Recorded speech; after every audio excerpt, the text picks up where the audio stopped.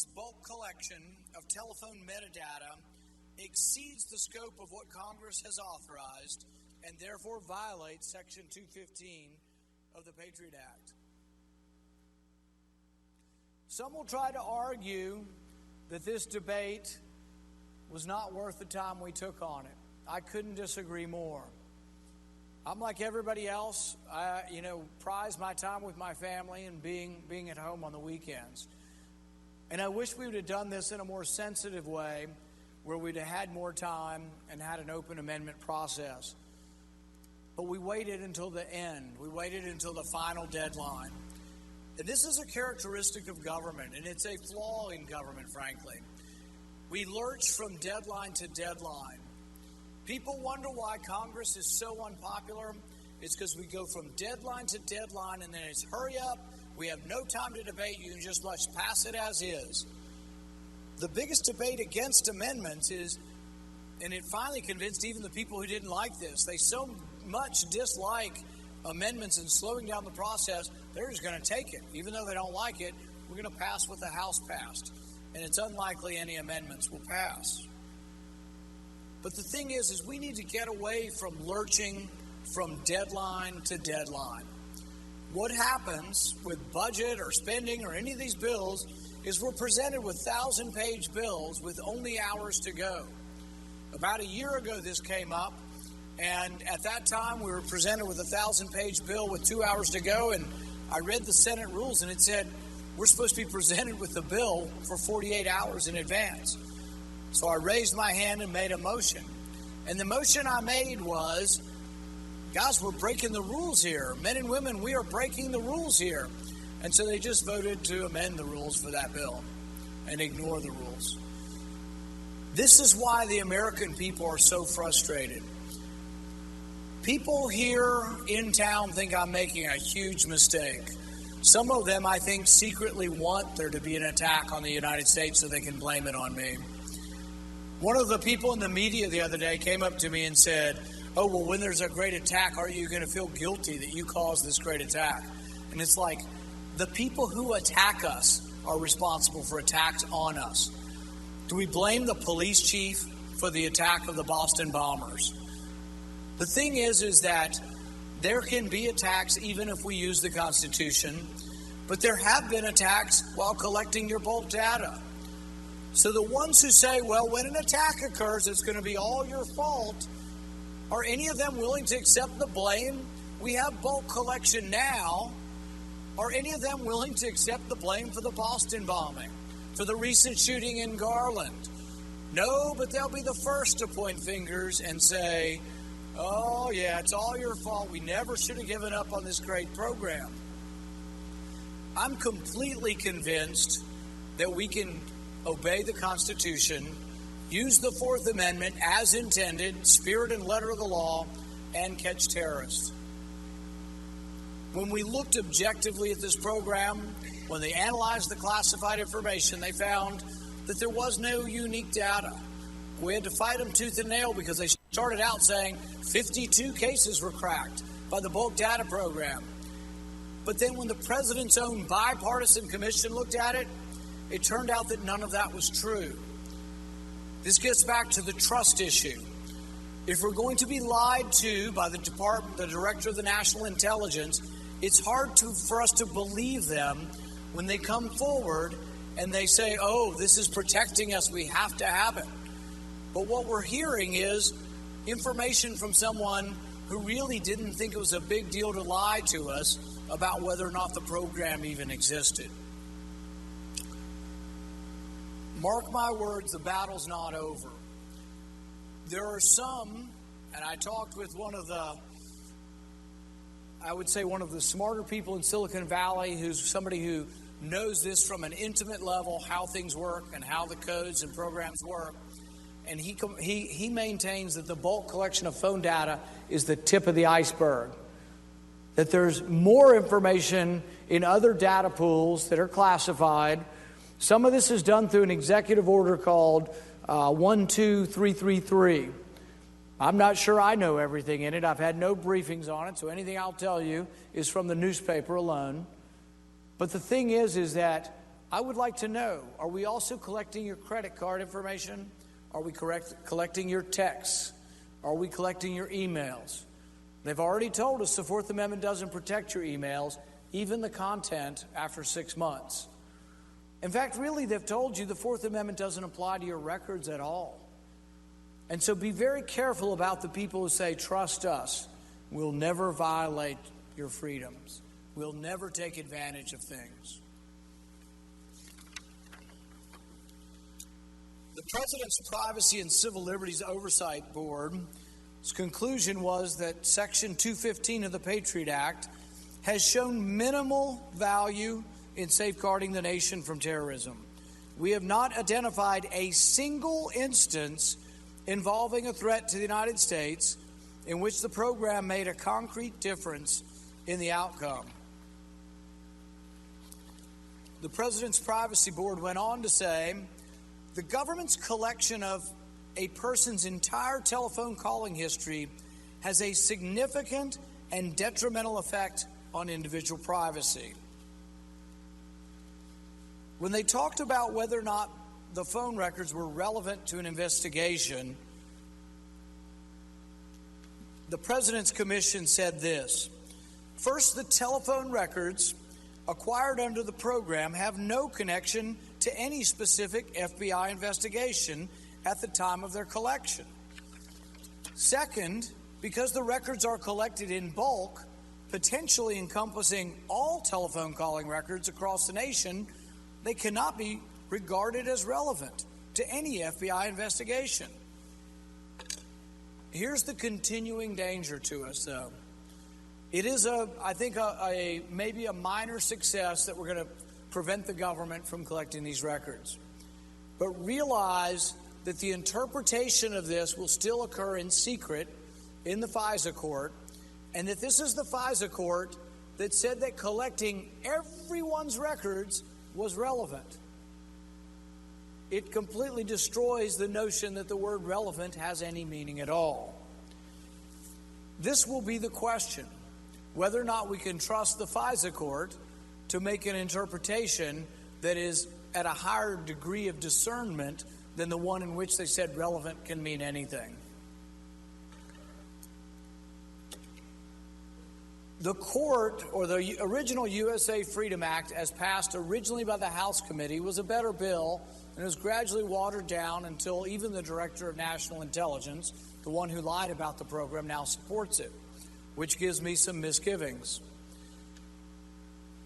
But the records that will be collected, the question is, how will we have an interpretation by the FISA court? The original bill had an advocate, and I thought this was a good part of the original bill. There would be a judicial advocate who would argue on the side of those who are having their records taken. And so there would be an adversarial court, lawyers on both sides. Many people who write about jurisprudence and trying to find justice say that one of the essential functions of a court system in order to find justice is that there has to be a lawyer on both sides. There has to be an advocate on both sides. The truth isn't always easy to find. The truth is presentation of facts by one side, presentation of contrary facts by the other side, and someone has to figure out which facts are more believable or which facts are trump other facts. And so I think a judicial advocate would have been good. They're still going to have it. They call it by a different name now, but it will be optional at the discretion of the FISA court. So the court that ruled that all of your records are relevant now will have a choice as to whether or not to give you an advocate. That doesn't give me a great deal of comfort. There are other ways we could do this. We occasionally do look at terrorism cases in regular federal court.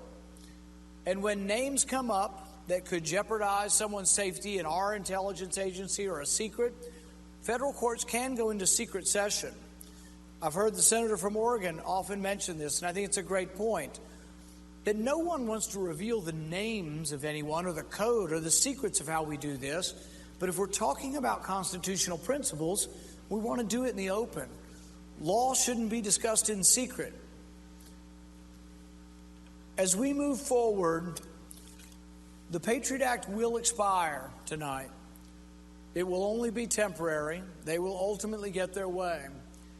But I think the majority of the American people actually do believe the government's gone too far.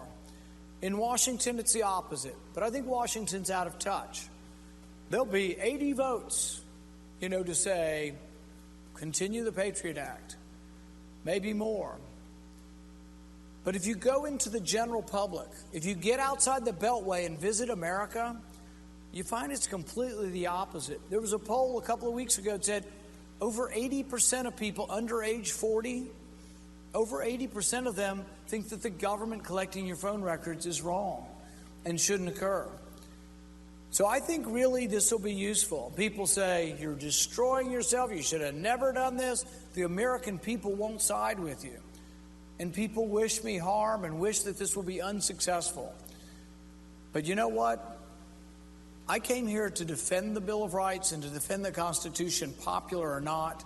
But I frankly think that the Bill of Rights and the Constitution are very popular, very important, and I will continue as long as I have breath and as long as I'm here to defend them. And with that, Mr. President, I yield back the remainder of my time.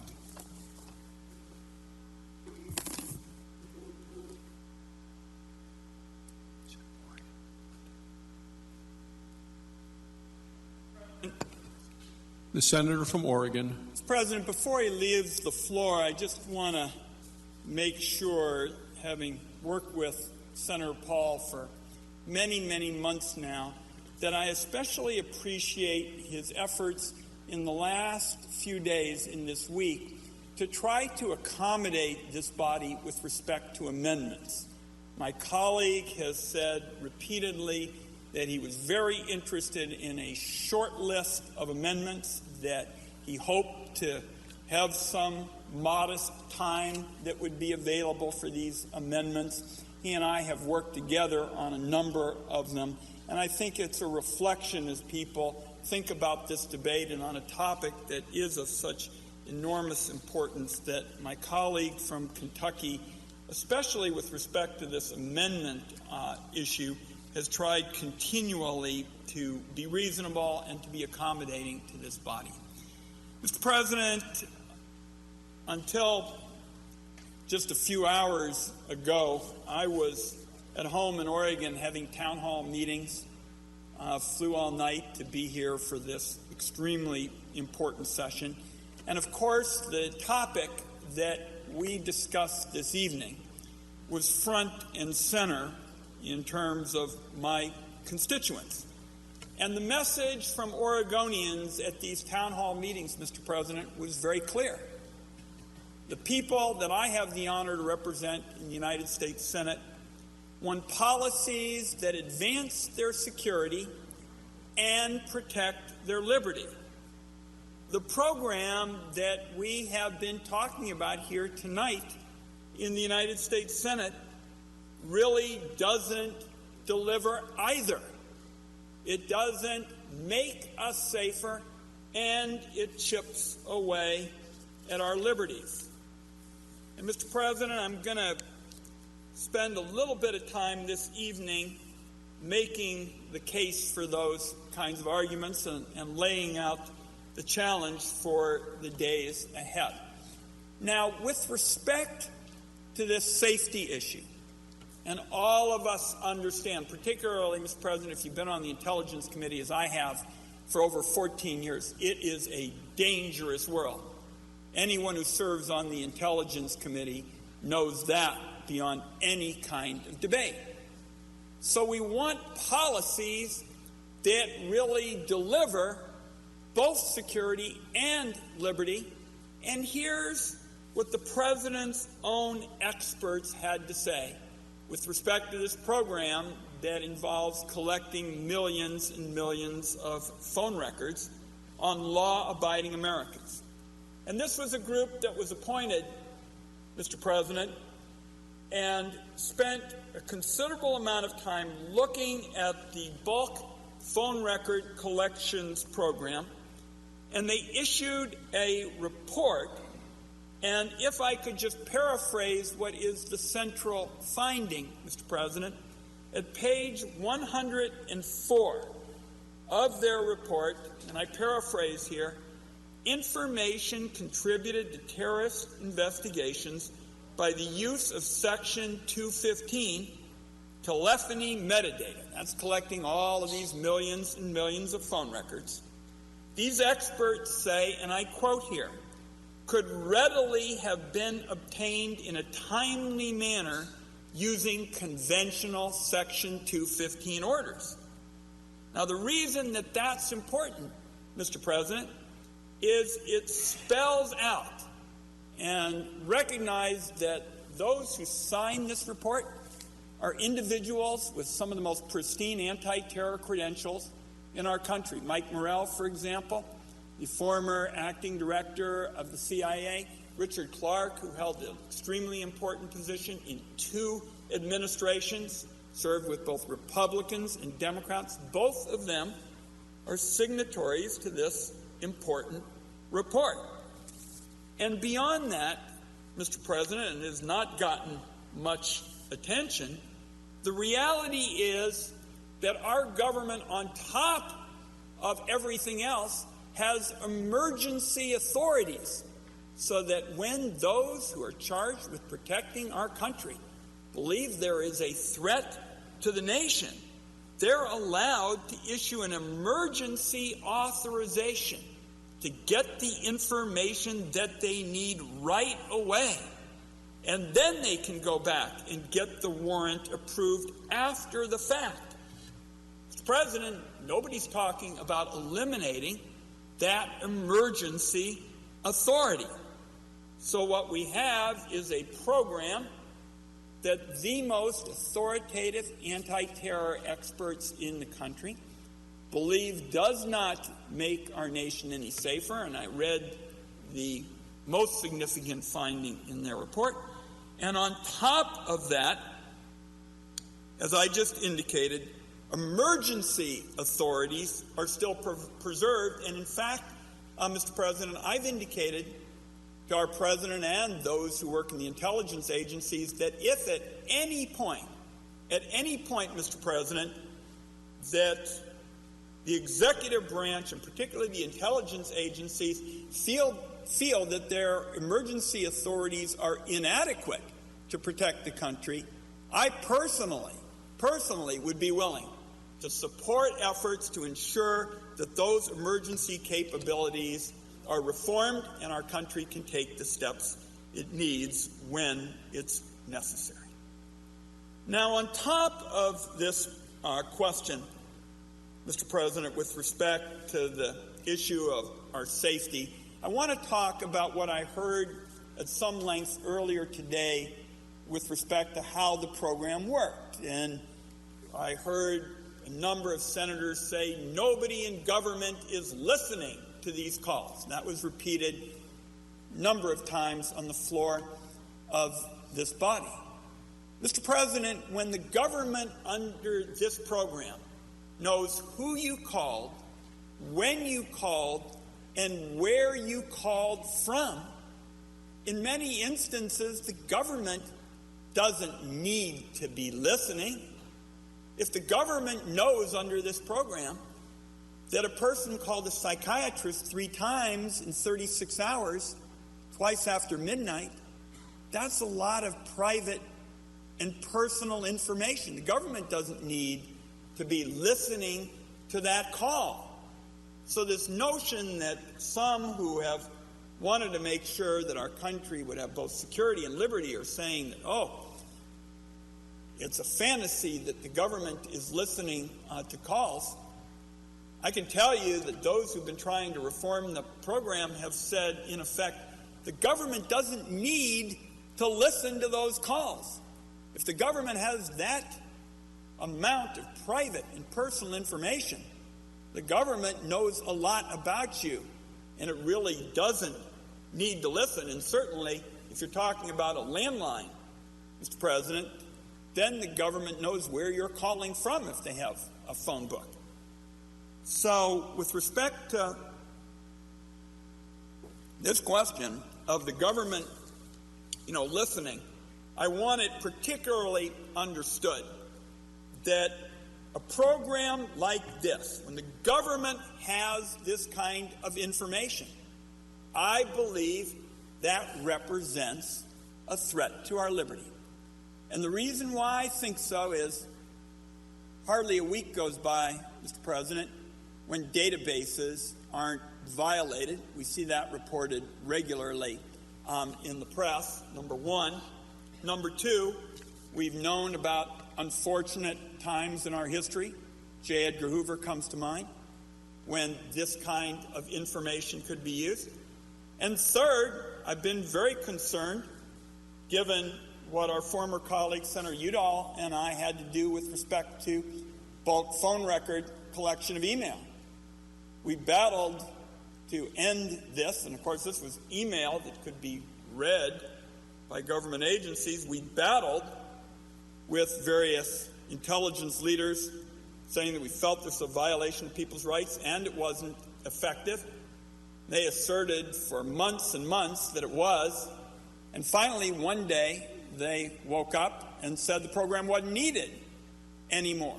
None of this would have even happened, Mr. President, had not Senator Udall and I made that case repeatedly. The intelligence leadership knew that we were not going to give it up. But that's what goes on if there isn't a check on some of these kinds of procedures. And Senator Paul made mention of the fact that the intelligence leadership has not exactly been straight with the American people on these issues. And I want to emphasize that we are not talking about the thousands and thousands of law-abiding, patriotic, dedicated, wonderful people who work in the intelligence, field. Day in and day out, they do so much for our country. We're so appreciative of all that they do. They're the ones who do the hard work, for example, to capture bin Laden, and day in and day out make us safer. But the intelligence leadership, on the other hand, as noted by our colleague from Kentucky, hasn't always been straight with the American people. I spent many, many months trying to decipher what the former NSA director meant when he said the government doesn't collect any dossiers on millions of Americans. I pointed out I'd been on the Intelligence Committee a long time and I'd never heard the term dossier used. So I tried to learn more about it, used private opportunities, public opportunities, just couldn't get the information. So finally, Mr. President, I said I've got to ask this question in public. On the Intelligence Committee, you don't get but perhaps 20 or 25 minutes a year to ask questions in public, to hold intelligence leaders accountable on policy matters, not secret operations, because secret operations have to stay secret, but policy matters. And so, after being stonewalled for many, many months, I finally said I've got to ask this question in public so as to make sure no one would feel ambushed. I sent the question to the head of the National Intelligence Department, Mr. Clapper. I sent it a day ahead of time. And then I didn't hear anything about it being inappropriate or in violation of classification rules. So I asked in public. I said, does the government collect any type of data at all on millions or hundreds of millions of Americans? And I was told no. And that answer was obviously false. And I tried to get it corrected. And we still couldn't get it corrected. And, of course, then Mr. Snowden spoke out publicly, pointed that out. And since that time, Mr. President, the head of national intelligence and his representatives have given at least 5 different explanations for why that answer was given. So that's why you've got to ask the hard questions. You've got to ask the hard questions about these issues. And I see my friend and colleague, Senator Heinrich, has joined us here tonight. And I am so pleased that he has joined the Intelligence Committee, because Senator Heinrich is one of those senators who subscribes to that view that I just mentioned, that it's our job to ask the hard questions. It may be uncomfortable. It's not designed to in any way convey disrespect, but we see it as our job to ask the hard questions. And I'd be interested in my colleague's thoughts with respect to this issue and having him being given a chance to participate in this colloquy. Without objection.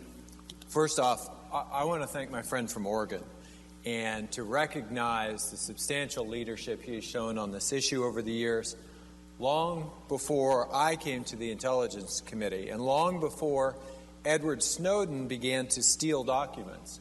Senator Wyden, along with Senator Mark Udall and others, were doing everything they could without disclosing classified information to shine a light on the fact that the U.S. government was collecting massive volumes of data on millions of law-abiding American citizens. My friend from Oregon deserves our thanks for that leadership. Now, after the bulk call data collection program was revealed to the public, the government, frankly, defended it, and defended it vigorously. It took a number of months for the intelligence community and the rest of the administration to take a deep breath and really assess whether bulk metadata collection was necessary, whether it was effective, and to consider whether there were other, less intrusive, more constitutionally grounded ways to accomplish these same goals. Starting with the President's Review Group on Intelligence and Communications Technologies, the administration began to agree that, quote, some of the authorities that were expanded or created in the aftermath of September 11 unduly sacrificed fundamental interests in individual liberty, personal privacy, and democratic governance, unquote. And they recommended changing those authorities in order to, quote, strike a better balance between the competing interests in providing for the common defense and securing the blessings of liberty to ourselves and our posterity, end quote. Following that, multiple efforts have been made to update and reform FISA and to update and reform the USA Patriot Act. None of those have been successful. But now we are forced to come to a resolution through a combination of, frankly, procrastination and I think misguided hope that the American people would look the other way while the government continued to vacuum up and store their personal information and data as part of a program that even the intelligence community acknowledges can be accomplished through less intrusive means. I'll be honest, Mr. President, the current USA Freedom Act isn't what I consider perfect. For example, I'd prefer it includes strong reform of Section 702 collection. But I accept that circumstances require us to be pragmatic, require us to govern and move forward, and to work with one another in both parties to find compromise.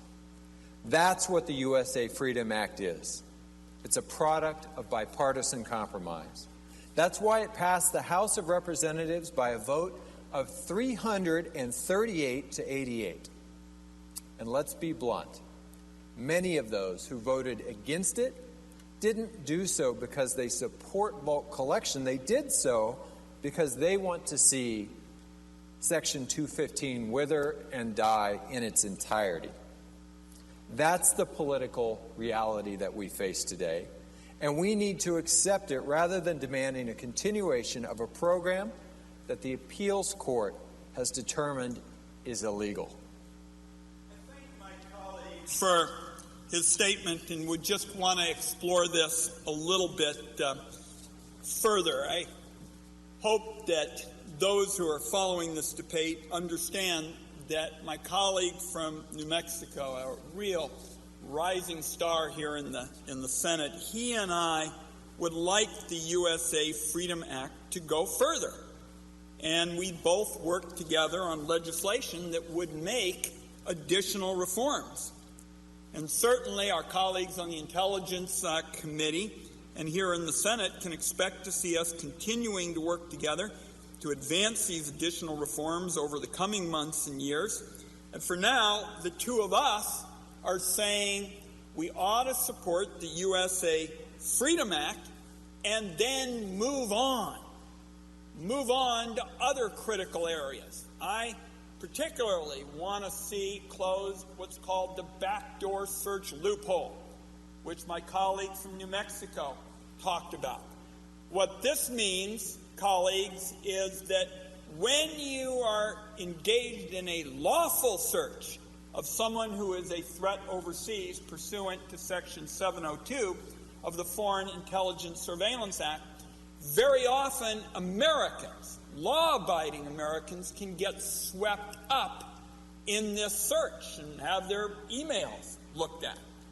This is a problem today, and my view is it is likely to be a growing concern in the future because increasingly communication systems around the world are becoming globally integrated, so the amount of email that is reviewed of Americans is likely to grow.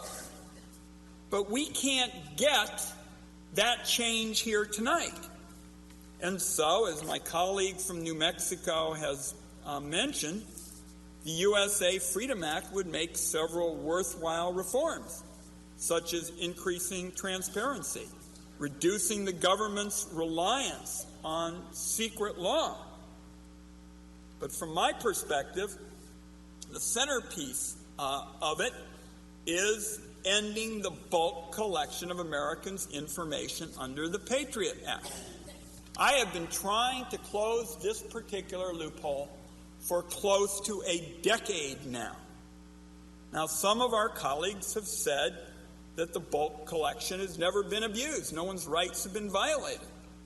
My own view is, and I'm going to ask what my colleague thinks, is vacuuming up all of this information, particularly when databases get violated all the time. We've seen historically instances where there's been improper conduct by the government.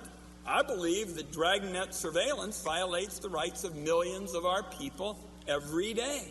Vacuuming up the private phone records of millions of Americans with no connection to wrongdoing is simply a violation of their rights. And vacuuming up Americans' email records, which I pointed out before my colleague came to the floor, which he and our former colleague, Senator Udall, and I battled, that sure is a violation of the rights of Americans as well. And colleagues, that wouldn't have been pointed out at all. Wouldn't have been pointed out at all unless Senator Udall and I, with the help of our friend from New Mexico, hadn't been pushing back on it. And finally, one day, the government said, well, we'll get rid of it because it wasn't effective. They got rid of it because they saw they were going to get hard questions, kinds of questions my friend from New Mexico has been asking.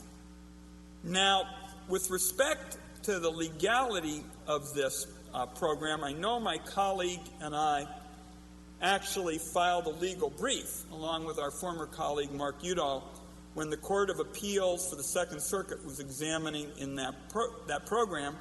And in our brief, it was our view that we were able to debunk many of the claims that have been made about the effectiveness of the program. And I think it would be helpful if my colleague from New Mexico laid out some of that analysis here tonight. I would ask the senator from New Mexico to begin, and I would encourage him to start by addressing the claim that the bulk collection of Americans' phone records is essential for stopping terrorist attacks. My question to my colleague is there any evidence, any real, concrete evidence that supports that claim? I want to thank my friend from Oregon and begin by saying that despite what you may have heard by talking heads on the Sunday shows and on the cable news networks, that the answer is no. There is simply not evidence to support those claims. And when this mass surveillance was first revealed to the public 2 years ago, the executive branch initially responded to questions like this by claiming that various post-9/11 authorities had resulted in the thwarting of approximately, quote, 54 terrorist events in the U.S. homeland and abroad, unquote. Now, a number of us, including my friend from Oregon, my former colleague from Colorado, Senator Udall, began to pull on that thread to really parse down and see just what the executive was talking about. And first, of those 54 terrorist events, it turned out that only 13 were actually focused in the United States. But more importantly, those numbers conflated multiple different programs, including authorities under Section 215 and different authorities under Section 702.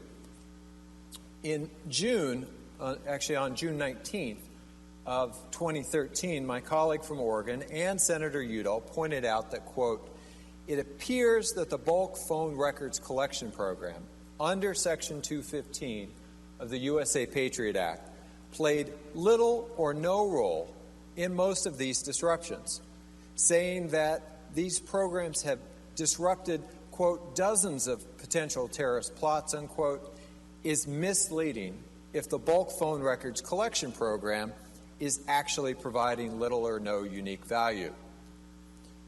Of the original 54 instances that the executive branch pointed to, every one of them crumbled under scrutiny. None of them actually justified the continued existence of the bulk collection program. I'm going to take a moment with the indulgence of our colleagues and read what was written by Judge Leon of the District Court for the District of Columbia when he ruled in the Clayman versus Obama case. This is a little bit long, but I think it's important that this be part of the official record of this debate. Judge Leon writes, the government does not cite a single instance in which analysis of the NSA's bulk metadata collection actually stopped an imminent attack or otherwise aided the government in achieving any objective that was time-sensitive in nature. In fact, none of the 3 recent episodes cited by the government that supposedly illustrate the role that telephony metadata analysis can play in preventing and protecting against terrorist attacks involved any apparent urgency. He writes that in the first example, the FBI learned of a terrorist plot that was, quote, still in its early stages, unquote, and investigated that plot before turning to the metadata to ensure that all potential connections were identified. Assistant Director Hawley does not say that the metadata revealed any new information, much less time-sensitive information, that had not already come to light in the investigation up to that point. The judge continues, in the second example, it appears that the metadata analysis was used only after the terrorist was arrested to establish his foreign ties and to put them in context with his U.S.-based planning efforts. And in the third, the metadata analysis, quote, revealed a previously unknown number for a co-conspirator and corroborated this connection to the target of the investigation as well as to other U.S.-based extremists. Again, writes Judge Leon, there is no indication that these revelations were immediately useful or that they prevented an impending attack. Assistant Director Hawley even concedes that bulk metadata analysis only, quote, sometimes provides information earlier than the FBI's other investigative methods and techniques, unquote. Finally, Judge Leon writes that given the limited record before me, at this point in the litigation, most notably the utter lack of evidence that a terrorist attack has ever been prevented because of searching the NSA database and that it was faster than other investigative tactics, I have serious doubts about the efficacy of the metadata collection program as a means of conducting time-sensitive investigations in cases involving imminent threats of terrorism. That is where the judge leaves off. And I would turn back to the senator from Oregon to address the 3 cases that we discussed in more detail in our amicus brief to the Second Circuit. I thank my colleague. The first of these examples, and they really are the kind of overblown examples about the effectiveness of bulk collection, is the case of an individual named Najibullah Zazi. And Mr. Zazi was a known terrorism suspect, and a number of people have suggested that bulk phone records collection was somehow essential to stopping him, because a query of the bulk phone records database for numbers linked to Mr. Zazi returned a previously unknown number belonging to another terrorism suspect. However, since the government had already identified Zazi as a terrorism suspect prior to querying the bulk phone records database, it had all the evidence it needed to obtain the phone records of Zazi and his associates using an individualized Section 215 order or other legal authorities. In the second case, some have pointed to Mr. Moalen, a San Diego man convicted of sending $8,500 to support al-Shabaab in Somalia. The intelligence community has indicated that information from the bulk phone records database, quote, established a connection between a phone number known to be used by an extremist overseas and an unknown San Diego-based number that belonged to Mr. Moalen. Yet there are ample existing authorities under which the United States can conduct surveillance on a phone number known to be used by an extremist overseas and other phone numbers in contact with that phone number. The argument that Mr. Moalen's case is an example of the unique value of bulk phone records collection is just not accurate. And my view is this is yet another case that offers a misleading exaggeration with respect to the effectiveness of bulk phone record collection. Finally, several supporters of the bulk metadata program have claimed that, and I quote, if we had the bulk phone records program in place at the time of the September 11, 2001 attacks, we would have been able to identify the phone number of one of the hijackers, Khalid al-Midar. Just as in these other cases, however, the record indicates that Mr. Midar's phone number could also have been obtained by the government using a variety of alternate means. Before September 11th, the government was surveilling a safe house in Yemen, but failed to realize that Mr. Midar, who was in contact with the safe house, was actually inside the United States. The government could have used any number of authorities to determine whether anyone in our country was in contact with the safe house that it was already targeting. It didn't need a record of every American's phone calls to establish that simple connection. I'd like to expound on that point a little bit, Senator Wyden, about the many other ways that the government can legitimately acquire the phone records of terrorism suspects, because I think it's a very important point to understand the tools that already exist that have been very effective and have proven themselves over time. There are actually a number of legal authorities that can get the same information without the government collecting billions of call records that in large part belong to innocent Americans. For example, the Stored Communications Act permits the government to obtain precisely the same call records that are now acquired through bulk collection under Section 215 when they are, quote, relevant and material to an ongoing criminal investigation, unquote. Additionally, national security letters, which I would point out do not require a court order, can also be used by the government to obtain call records for intelligence purposes. Further, the government can also acquire telephoning metadata on a real-time basis by obtaining orders from either regular federal courts or the FISC for the installation of pen registers or trap and trace devices. And finally, individualized orders for phone records, as opposed to orders authorizing broad bulk collection, can also be obtained under Section 215. I think those of us early in this debate thought that that was what was going to occur under the Patriot Act in the first place. But that is what the USA Freedom Act seeks to require, while prohibiting the bulk collection of millions of personal records. It even includes emergency authorization, authority for the government to get records prior to getting court approval, subject to later court approval in an emergency.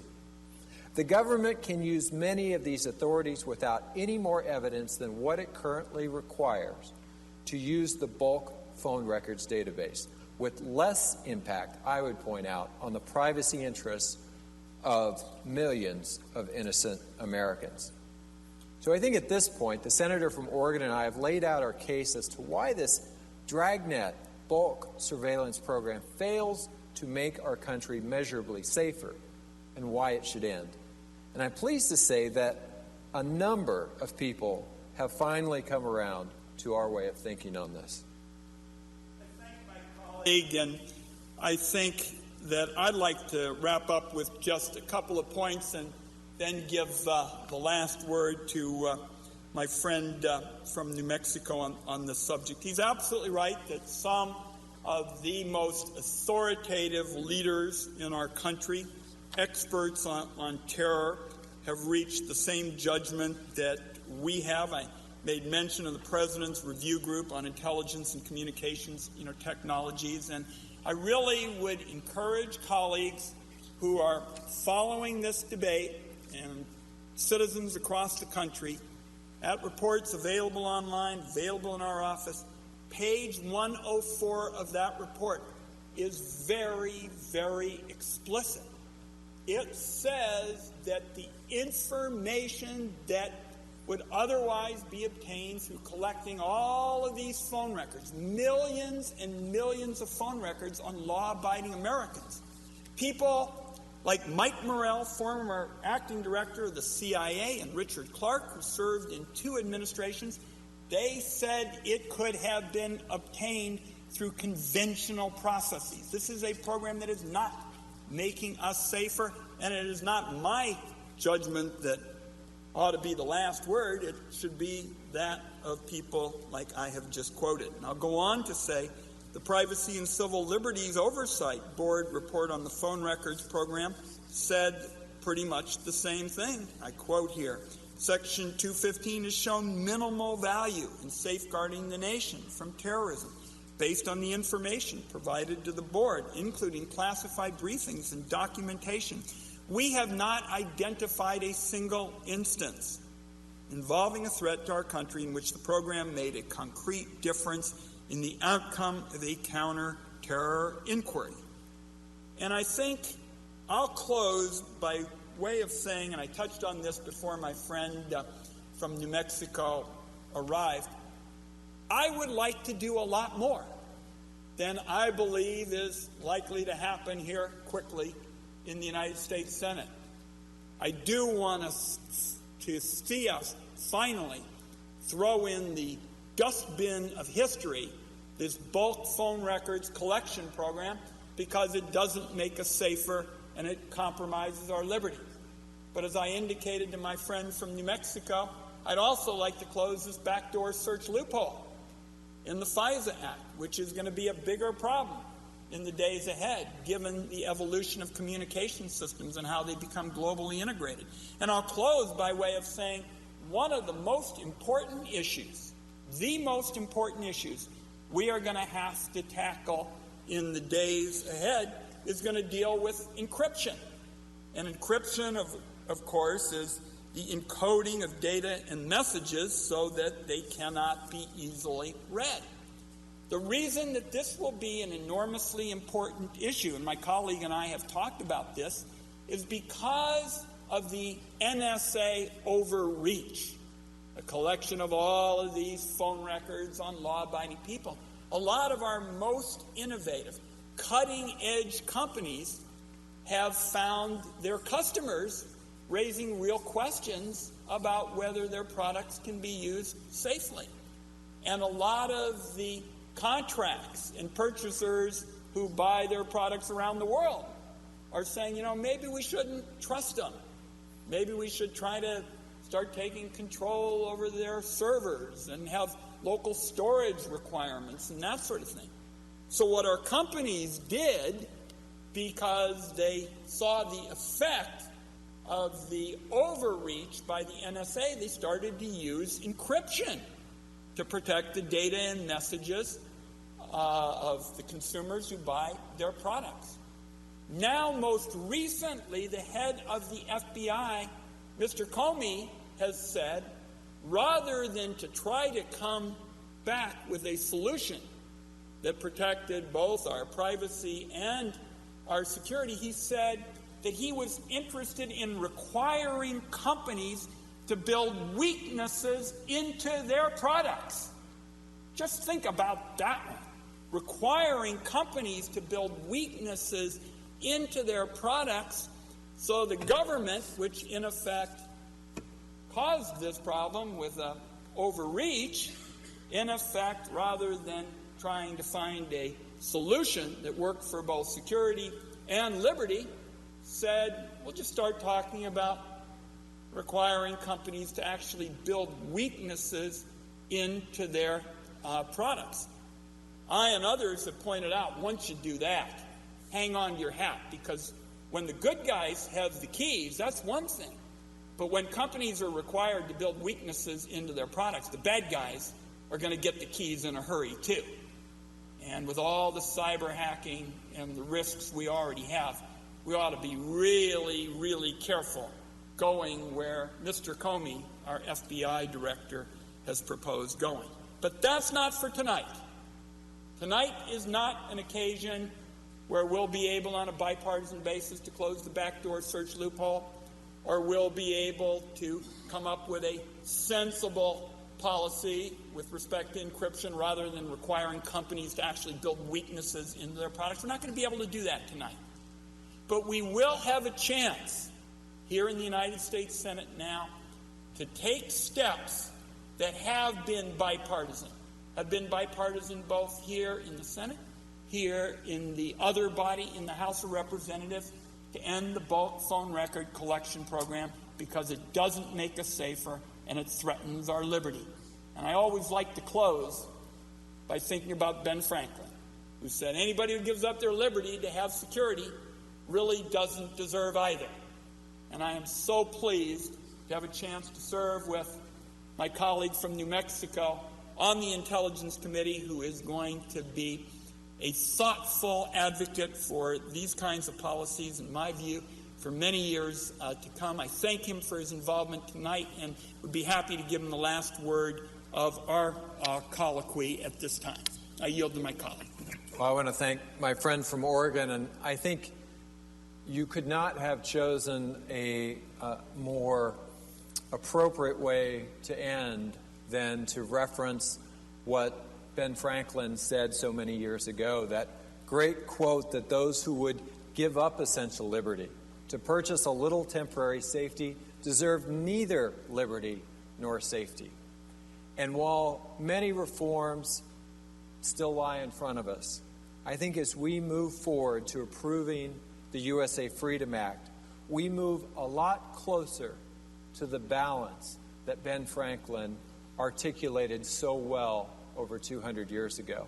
And I look forward to working with my colleague from Oregon and all of our colleagues to achieving that balance and standing up for our constituents. Mr. President, I yield the floor.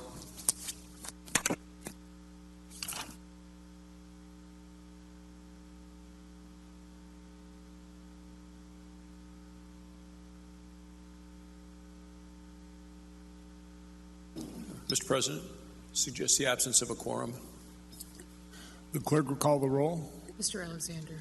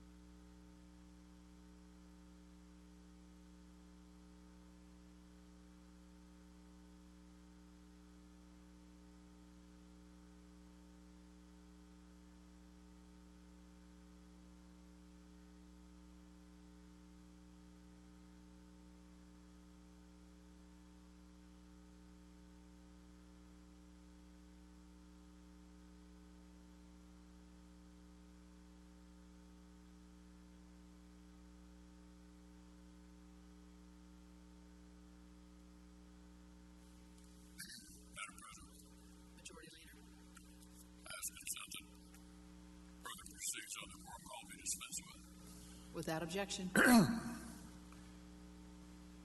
know of no further debate on the motion. If there's no further debate, the question is on the motion to proceed. All those in favor say aye. Aye. All those opposed say no. The ayes appear to have it. The ayes have it. The motion is agreed to. Clerk will report the bill.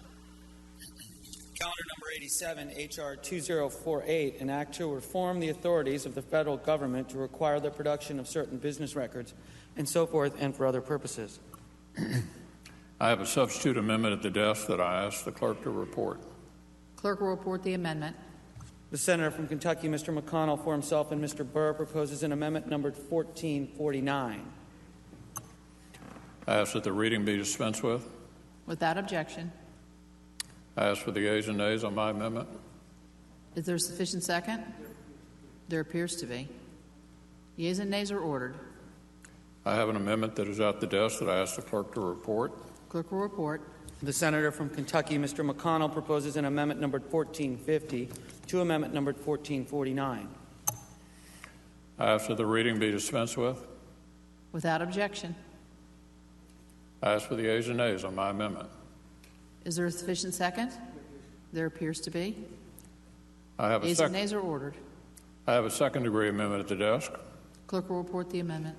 The senator from Kentucky, Mr. McConnell, proposes an amendment numbered 1451 to amendment numbered 1450. I have an amendment to the text proposed to be stricken. Clerk will report. The senator from Kentucky, Mr. McConnell, proposes an amendment numbered 1452 to the language proposed to be stricken by amendment numbered 1449. I ask for the ayes and nays on my amendment. Is there a sufficient second? There appears to be. Yeas and nays are ordered. I have a second-degree amendment at the desk. Clerk will report. The senator from Kentucky, Mr. McConnell, proposes an amendment numbered 1453 to amendment numbered 1452.